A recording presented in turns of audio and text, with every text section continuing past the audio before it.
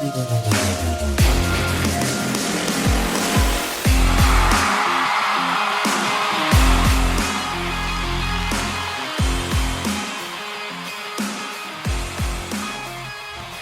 right, so for those of you who have been following along, we spoke about player re-signs the other day, and we also did a free agency video, I don't know, somewhere like 2 or 3 weeks ago, something to that effect. And as I had said then, it was very, very hard to talk about free agency in a way that was like concrete and sure and certain, right? It was a very fluid discussion simply because there was so much that we did not know about who was going to be re-signed, tagged, etc., right? But now we have a little bit more clarity as to who is going to be available for the Indianapolis Colts come next week when free agency starts. And what is so interesting, I find, about, and something that is also very underappreciated, I think, by the fans, is each offseason varies, right? In terms of you have a set of needs on any given season, but depending on the season, you don't know if the draft is going to be the best spot to address it or free agency is, because one season the free agency class might be strong in one position and the other year it might be strong in the draft, vice versa, so on and so forth. So it does kind of become where there is no one way to do it, right? There's many different flavors of ice cream. I don't know, however you want to say it. My point is that what might be right one offseason may not be the right way to approach it the next. These things kind of vary on a season-to-season basis. And what we have seen this year as a strength of the free agency class is the safety position because of all of the guys being cut due to these cap casualties, right? A lot of teams in a lot of trouble, even with the cap going off. What you see are teams essentially saying, we are going all in right now, right? And thank you, Nick Wright, for giving this take, by the way. It was an excellent one. Essentially, these teams, when you see a guy like this guy is like a cap wizard, a Howie Roseman, for example, what they're actually doing is deferring money moving forward. So eventually those bills come due, and all of a sudden you have teams like the Saints who are $85 million over the cap when the cap has gone up $30 million, and then you're out here cutting people left and right to make it happen. And we see the safety market, particularly these guys that are veterans, maybe 29, 30, 31, 32 years old, in that range, kind of right in the middle or the back end of their prime. These guys are getting cut by these teams as they try to figure out how to figure things out financially. I just said figure things out twice. I'm over here repeating myself, right? But the Colts happen to be in a different position. We're in a great cap position, and here we are looking at a beautiful crop of safeties in free agency in a year where we need them desperately. And short of a trade back in the first round and grabbing Cooper DeJean, if that's how you pronounce it, out of Iowa, I can't really think of a way to walk out of this draft feeling better about the safety room, right? Because even though the idea of trading back in the first round is interesting in the sense that it would give us another second round pick probably, and perhaps even a third or fourth rounder, again, it just doesn't seem like drafting a safety and not going into free agency is the way to go. Again, these things vary from season to season. Right now, we're looking at an incredibly strong safety class in free agency and a draft that is particularly strong in two of our biggest positions of need at wide receiver and corner. And this seems like the logical way to go about it. And we know Julian Blackmon is another one of our major re-signs. When you look at the biggest re-signs the Colts have to worry about this offseason, it's Grover Stewart, top priority, if you ask me. Kenny Moore, of course, and Julian Blackmon. And in my opinion, you have to choose between Kenny and Julian. I say that Kenny's role on the team is going to be harder to replace than Julian Blackmon's role on the team, given what we see available, right? Because even with all the turnovers that Julian Blackmon have forced, we allowed the second most explosive plays in football, and the defense was not trash overall. I think that was a misconception amongst the fans. For me, I thought the defense was actually above average for large parts of many games. In fact, most games, average at worst, right? But it was these few big plays a game that would kill us, coupled with some turnovers from either Garner Minshew or a fumble, whatever it is, leading to bad field position. But when you really just watch the Colts defense, it was kind of infuriating because you had moments where this team was looking absolutely spectacular. The pass rush was good. In terms of play to play, the pass coverage wasn't horrific. Again, it was just these lapses in coverage. Now, we know all those plays were not deep shots, right? Obviously, we saw our fair share of short passes outside to the hashes, right? Think back to that Bengals game where you had screens. I think two of them went to the house, right? 2-yard gains that turned into 50-yard gains. You have passes over the middle of the field as well, whether it be the linebackers messing up in coverage or those safeties. Point being is these big plays were coming from everywhere. Pause. Resume, right? My goodness, that was filthy. That was a filthy thing of me to say, but we do know, point being, is we know that there were a lot of deep shots given up on this team. It's not to say all those things were Julian Blackmon's fault, but he was part of the room and really the leader of the room. So even if it's somewhat irrational, there's a heightened level of accountability you have to have with a guy like Julian Blackmon when it comes to a safety room underperforming. And you couple that with the fact that there's been kind of an unfortunate string of bad health or injuries or whatever it is that you want to call it with Julian Blackmon.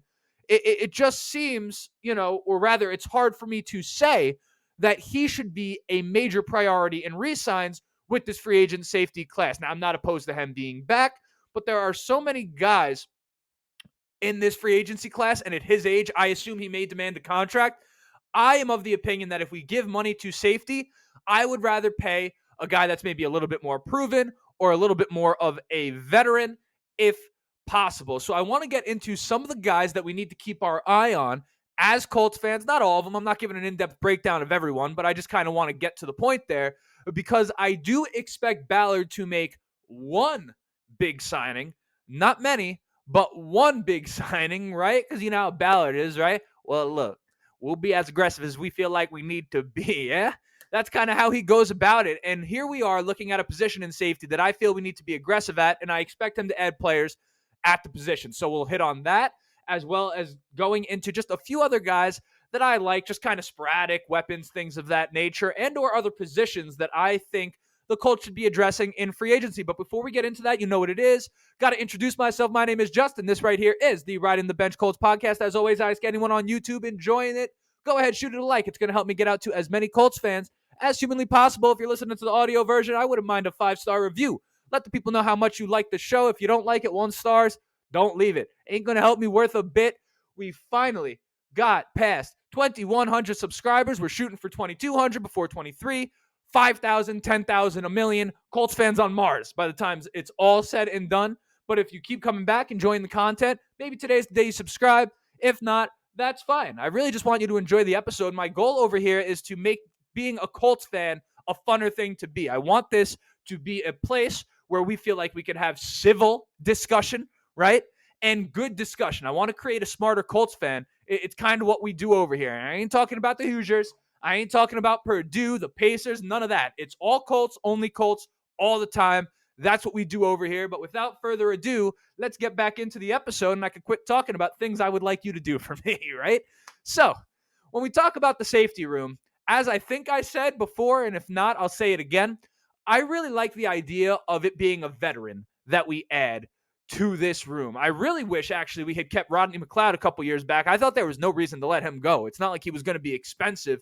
That I thought was a miss by Chris Ballard and company, right? And this safety room was so young this past season and would continue to be young moving forward, presumably. I mean, Julian Blackmon, at the ripe age of 24 years old, was the veteran in the Colts safety room coming into this past season. So the Colts were really asking for trouble from the very start, especially when you consider the fact that we were also relying on rookies on the outside at corner, and then guys like Tony Brown with his mustache and Darrell Baker Jr., who I thought really looked good in training camp, quite frankly.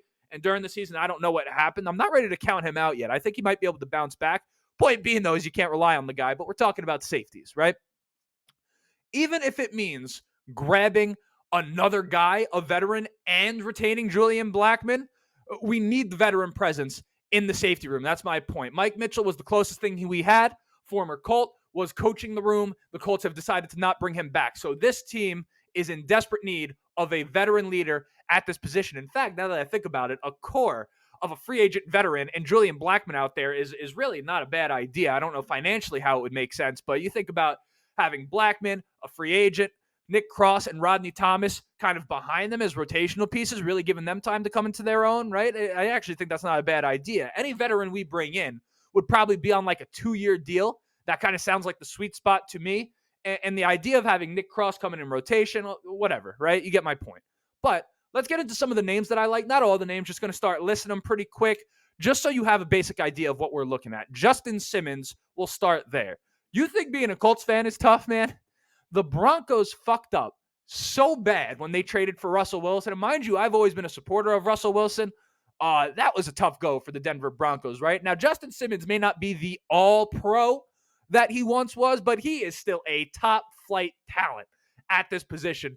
No question about it. Now, realistically, he has a history with Vic Fangio. In fact, his best years were with Vic Fangio, who is now the defensive coordinator in Philly, so that seems a little bit more likely. But nonetheless, this would be a great addition for the Indianapolis Colts if we could somehow convince him to come play for us. The entire safety room would benefit from having a guy like Justin Simmons who has done it at the highest level and is a bona fide veteran in this league. Quandre Diggs, another guy cut by Seattle, gave them some very good years, could come in and help us, right? Not an in-depth analysis here, just kind of giving you the names, right? Kevin Ballard, he was a guy that gave us plenty of trouble in his time in Tennessee, ended up being traded to the Eagles mid-season. Now, that Eagles secondary was absolutely terrible, and he was a part of it, but I will give him a pass. He came in mid-season. Kevin Ballard has still got it, okay? This guy can still play, and I think a full offseason with a team and getting ingratiated into a good situation would show it. Indianapolis, I think, a good fit for Kevin Ballard. Jordan Whitehead, Chuck Clark from the Jets, another couple names. Chauncey Gardner-Johnson, some would consider him to be obnoxious. I think he's a hell of a player and would really give our defense a spark that maybe we don't have. I think Zaire Franklin kind of brings that juice, that sauce to the team. But I think Chauncey Gardner-Johnson is another guy that's kind of like an energizer type of guy. Sometimes you need a player like that, right? You think about like a Patrick Beverley in the NBA, right? Kind of just a gnat, a nuisance, a guy who's going to let you hear it all day, and a guy that may get an opposing team's head. He's a good player. Keanu Neal, another one released by the Steelers. Not what he once was, but does he fit the bar of a veteran and a guy who has talent and would improve this room? I would say so. I could keep listing names all day, but really the point is this. We should be addressing safety in free agency. That should be the position that we're prioritizing. I know L'Jarius Sneed is a guy we're looking into trading for. That's all good and well. We have a strong class of safeties in free agency. It's a position we sorely need. There is no excuse with the amount of money that we have to go in, draft some mid-round rookie, and call that the enhancement for the safety room. I expect us to do something about this. If not, Mr. Ballard is going to have some explaining to do. I will, of course, give him through the draft before I make my final judgments on how he handled it. But it's hard for me to picture a world where the Colts don't view this position as a priority in free agency. And then more importantly, I think it needs to be a veteran, right? Notice I did not say names like Xavier McKinney, who's 24, 25 years old, got released by the Giants. Our secondary is so young that I think we need a little bit of balance this year. And that's kind of where we go. Other positions that I think are important. Backup quarterback cannot be forgotten. It seems like Gardner Minshew won't be back. Some of the guys I like, you look at a Ryan Tannehill. This is an actual veteran, an accomplished veteran. His time in Tennessee clearly over. 35 years old. He's been in the league a very long time. He is mobile enough. I don't think he gets enough credit for that. And we've seen him be successful with a running game that we would expect to have and some talent at wide receiver, which we would expect to have. Most importantly, 8-3 all-time against the Jaguars, 6-1 as a member of the Titans. I think with Shane Steichen, Tannehill could actually be a starting-level quarterback if we need him to be, dare I say, even better by a little bit than what Gardner Minshew brought to the table for us, something to keep in mind. Josh Dobbs set the league on fire, had an epic collapse. That being said, he was getting tossed around all over the place. I think you give a guy like him an actual offseason with a team, much like I was saying about Kevin Ballard, I think Josh Dobbs has a chance to be a very, very serviceable backup in this league, if not a potential bridge starter one day. But right now, where he's at in his trajectory, I think would be a great backup for the Indianapolis Colts. Jacoby Brissett reunion, I will advocate for this every single season if I have to, right? I think that he did well for us while he was here. I think when you look at what Philly's doing with the QB sneak, Jacoby Brissett brings that element as well. He was a specialist for us in the year with Phillip Rivers and what he was able to do there. And he's a guy that you know he's going to come in. He has all the arm talent in the world, a veteran. I really like the idea of Jacoby Brissett back in Indianapolis. I think you take one of those guys and then you draft a mid-round rookie like Joe Milton or Spencer Rattler, who, by the way, I think it may end up, when we look back at it, may end up being one of the better quarterbacks in this class. He's a guy that maybe third to fifth round type of guy right now. Man, I really like what Spencer Rattler brings to the table. Neither here nor there, right? You bring in one of those mid-round rookies. You bring in a free agent backup. You have Sam Ellinger on the team. You go into OTAs and training camp. May the best 2 out of those 3 win. And now you have a quarterback room, in my opinion, that you should be able to trust as much as any other quarterback room at the minimum, right?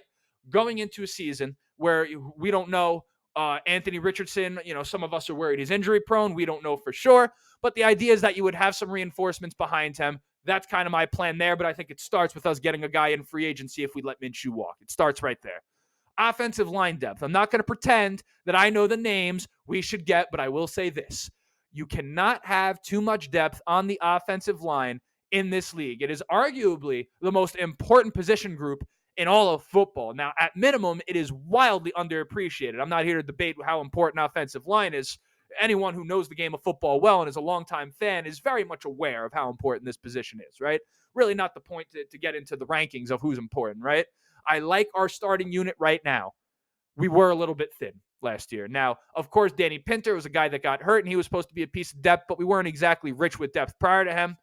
This is as simple in fixing this, rather. Fixing this is as simple. Let me correct myself. Fixing this is as simple as adding a couple guys in free agency and then drafting 1 or 2 guys in the mid to late rounds of the draft.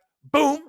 Just like that, you have a better offensive line group than you had last year, really with minimal investment in the position as a whole. Don't think this one's too hard to do, but also because it's so easy, maybe it gets neglected. I certainly hope not, right? Rotational linebackers that can cover.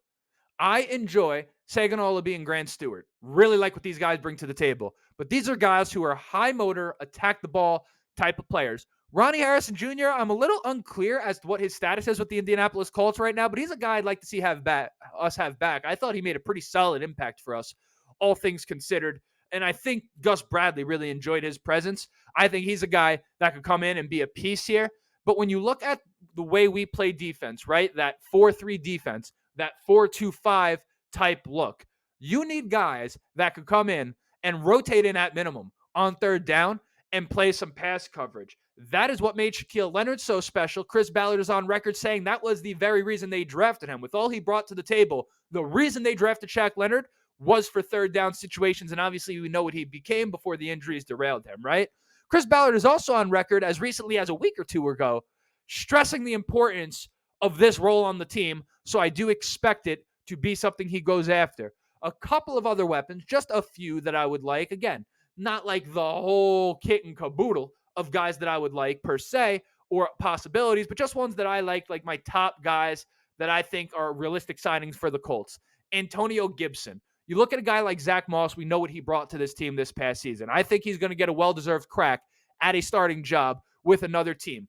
I love what Antonio Gibson brings to the table. His skill set is a great compliment to Jonathan Taylor. Quite frankly, if we had Antonio Gibson on 4th and 2 in the final week against the Texans, we would have been in the playoffs. It is what it is. I mean, that's the type of player Antonio Gibson is. His versatility, I think, would be very, very welcome from a guy like Shane Steichen, who excels at using guys to their talents, to their strengths. He can play in the backfield. He could split out wide. He's a great return man, particularly if we let Isaiah McKenzie walk, which I assume we will. Josh Downs is a guy we expect to be an important piece of the offense. We don't technically want him being our primary return man because it would be a damn shame if he got injured in that role when we could have had someone else doing it, right? I think you go into next season, you have Jonathan Taylor, Trey Sermon, and Antonio Gibson in that backfield. That's a strong core to have going into the season. Of course, you would have Evan Hull returning, maybe a late-round rookie, and now you have a nice, versatile kind of room of guys that complement one another. Each guy brings a little bit something different than the next, and that seems about right to me there at the running back position.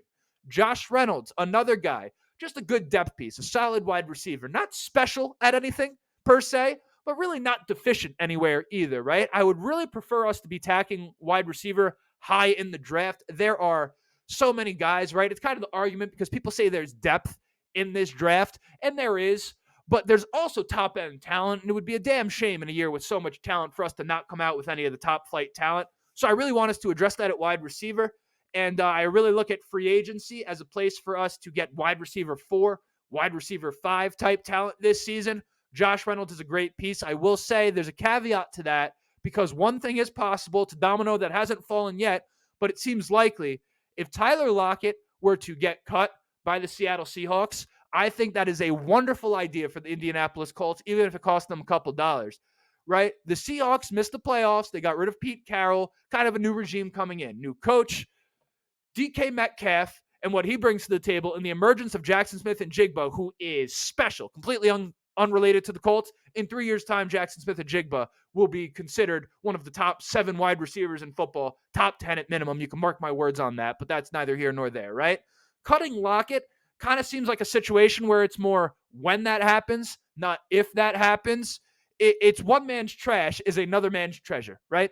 And for the Colts, when you think about looking for explosive plays, there's not many as crafty as Tyler Lockett. There are not many guys who are as good of a deep threat as Tyler Lockett. With Anthony Richardson's arm and his ability to track down the ball, I think this would be a home run pick for the Indianapolis Colts in more of the ways than one if he became available in free agency. But that's kind of just the basics. The point of the episode was really to say, this is what we need to prioritize in free agency. Not so much to talk about the players, but safety. If the Colts don't come out of free agency with a safety, I think we fucked up, personally. That's my opinion. Curious to hear what you think. As always, like, subscribe, drop a comment, let me know your thoughts. You know I read all those motherfuckers. And, yeah. Until next time, my name is Justin. This right here was the Ride on the Bench Colts podcast. And as always, go Colts.